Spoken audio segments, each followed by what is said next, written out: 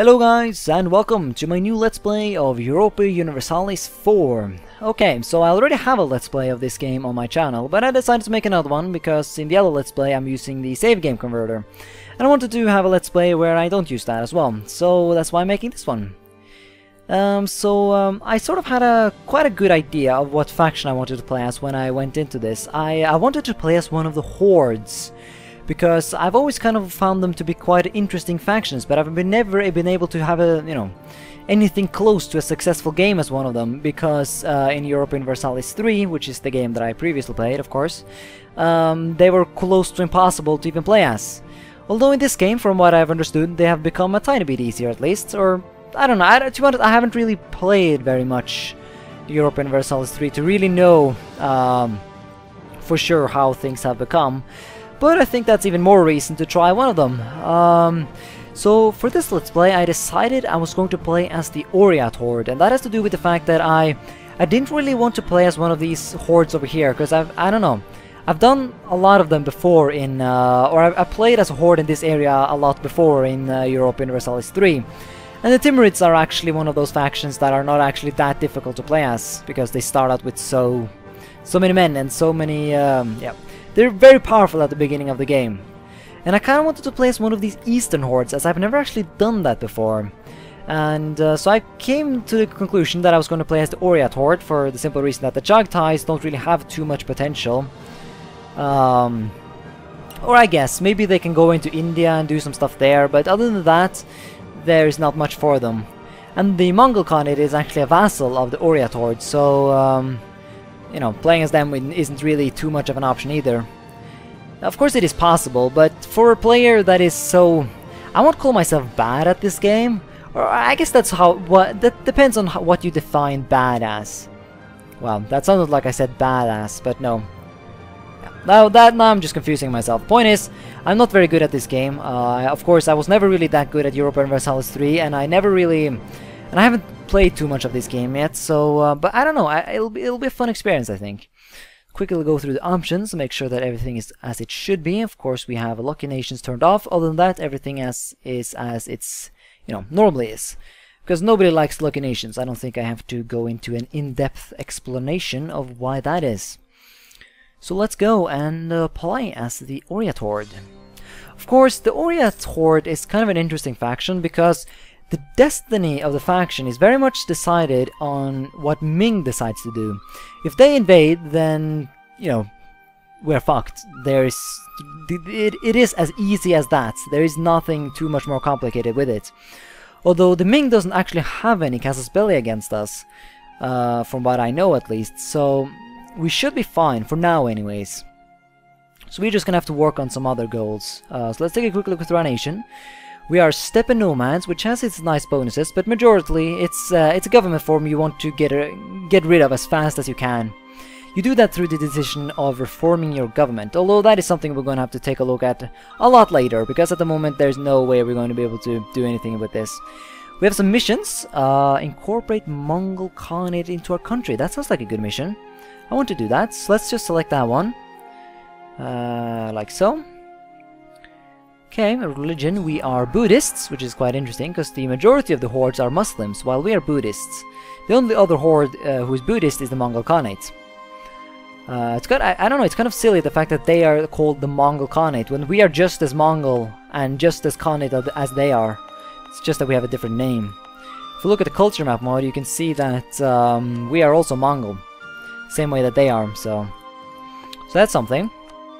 Anyways... Oh, look at that, there's actually quite some decent chunks of Mongol culture outside of our borders. I mean, we'll have to make sure to conquer the Chagtai at some point. Other things, dispute of succession, is that... I don't know if that applies for us or not, I don't know. Defender of the Faith, doesn't matter. Yeah, this stuff is nothing. Colonial Expansion is of course nothing we're going to mess around with too much. In the beginning at least. If I ever get the opportunity, I will of course do Colonial Expansion, because we have a lot of provinces north of us that are very much good provinces who can be colonized.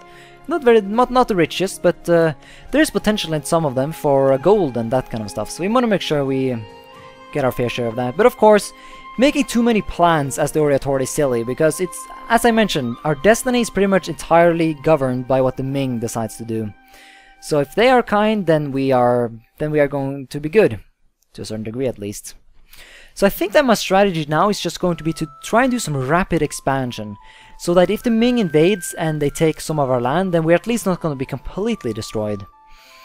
So I think Tibet would be a great first target, as they are pretty much the only Buddhist nation, or the only Buddhist nation that we border that we can also conquer.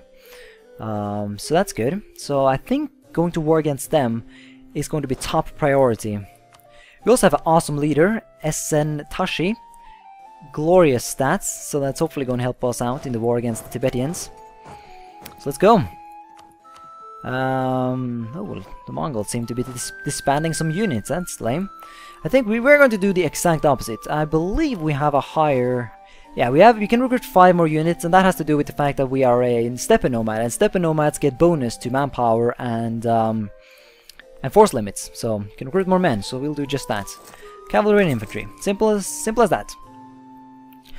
Of course, we want to move as quickly as we can towards Tibet, because as a horde, you will get a penalty for being at peace for too long, and that is you know, it's not like in the old Europa Universalis 3 where that penalty was like you got it pretty much automatically after being at peace for I think it was 5 years, and then you would start to be penalized by basically getting revolts and stuff. And the same thing happens in this game, although I think it happens a lot faster from my experience. Or at least it's a lot more random whenever it happens. We have been warned by the Ming to not go to war. Yeah, well fuck. I don't know how we're gonna... I mean, if we declare war now, there is only a certain chance that they will go against us. Of course they will piss them off or whatever, but... I mean, we don't really have any choice. We have to expand early on if we're going to stand any chance against them. So we just have to gamble it, I guess. I hope that nothing bad happens. So far, none have joined on the Tibetan side. So I guess we'll just start rushing into Amdo here. Oh, okay. We're taking some bad attrition over here. It's bad. Yeah, GreenFors logic. We're taking attrition, and that's bad. Okay. Anyways, what am I even doing? Yeah, terrain. Here we go. Yeah, we can see that marching around in the Himalayas at this point at this time in year is probably not the smartest thing you can do, but we are we're the Oiriats. We're badass. We can do what we want. We should totally start improving our relations with the Mongol Khanate, just to see if we can eventually annex them, which is something we want to do, because they are both our culture and our gotta love the cheering when they accept the we are taking some really bad attrition, because manpower is really worth a lot when you're playing as these hordes, for the simple reason that because since you're forced to being at war so much, your manpower will constantly be depleted and, you know, not be doing too well. 3,000. I don't even know. Well, let's see. We'll detach a siege. Then the 6,000 man army will try and kill off the army of the Tibetans. That sounds like a plan. I'll also split up this army, both to reduce attrition and to quick up the sieging process. We want to rush this. We want to go Mongol blitzkrieg. That's the strategy. The only true strategy for a Mongol. Yeah, wow, that was a very easy victory. I think we're gaining some serious advantages because of our awesome leader. And there's some more troops are coming along. Why is there only 1,000 hanging out over here? No, there's not. There's 4,000. Okay. Yeah, we might even... No, we can't afford to split up any troops, because if we do that, then we're no longer going to have enough men to siege. So I guess we're just gonna have to hang out like this for now. Unless we decide to maybe recruit more men. Oh, look at that! The Mongol Khanate is coming along! Wow, when's the last time anybody saw that? A vassal actually trying to help. Or, I guess they try to help. They usually have good intentions, the vassals, but they're so bad, they usually just fail at life. But this is promising good though, the fact that they... I don't know where they're going perfectly. Oh, they're going to kill the army of the Tibetans. Well, that's perfect. Wow, okay. I take back all the mean things I've said about you, Mongols, or Mongol Khanate. You're doing a good job. Here, have a diplomat. Let's become better friends. Here we go. That should make you happy. Look at that, they actually escaped. Wow. Oh well. Can we... yeah, strictly speaking, we could have split off a contingent of forces and... so we'll detach a siege and we'll send the rest of the men. With the awesome general down to kill the Tibetans. Because our generals should give us... and the fact that we have cavalry and that kind of stuff, it should make it so that we can kill the army.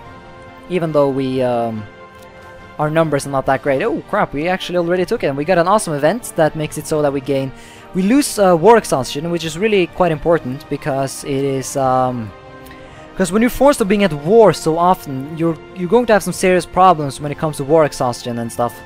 So having those things happen are really good.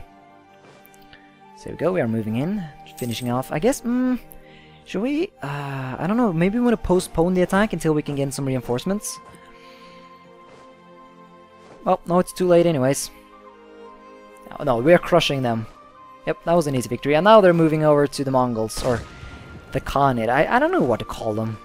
I'm just gonna call them Mongols, strictly speaking. I mean, we are Mongols as well. It's kind of like in my Norwegian campaign, where I keep calling the Pomeranians, when they are just as, you know, Norse as I am. So... I think actually the Oirat Horde has quite an interesting history, at least at a certain point of it. I remember reading at some point that in modern-day Russia there is a area over here, I think, which is actually populated by Mongols. In this game it's cultured Tartar, which is kind of interesting because actually in the in Europa Universalis 3 there was a region over here that was actually which actually had the Mongol culture. And I never really understood it until I actually... ooh, look at that, we won this. Sweet. I never really understood it until I actually, until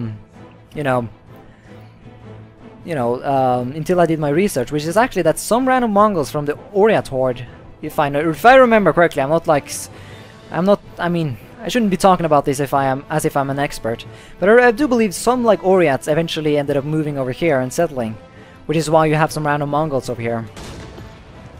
Quite interesting history. Gotta love history. So sad that you can't just... I mean, yeah, of course that's a topic for a different day. But a lot of times I've been thinking about taking like an education in history, but the problem is there's no jobs that you can take.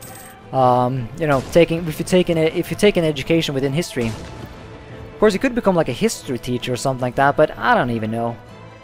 Like maybe I don't know. It seems so... I don't know. The concept of becoming a teacher is so weird. Anyways, the sacking of Dangla has happened, which loses war exhaustion, gives us prestige and legitimacy. All just in general positive stuff. I like it.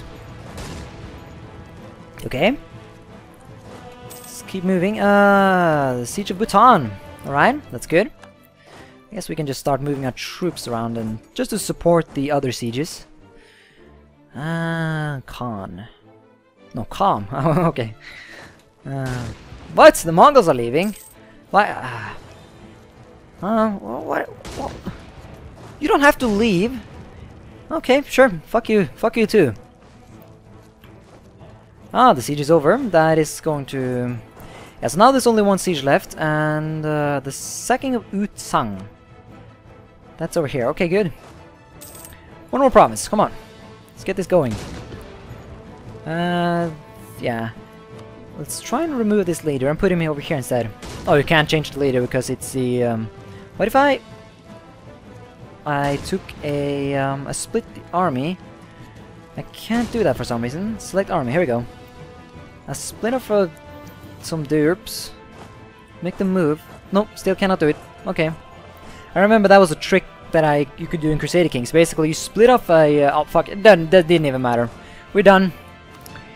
Okay, that was an easy war. The conquest of Tibet. So now the question is, how are we going to do this? Of course, we're going to claim some land, but the question is, how much are we going to claim?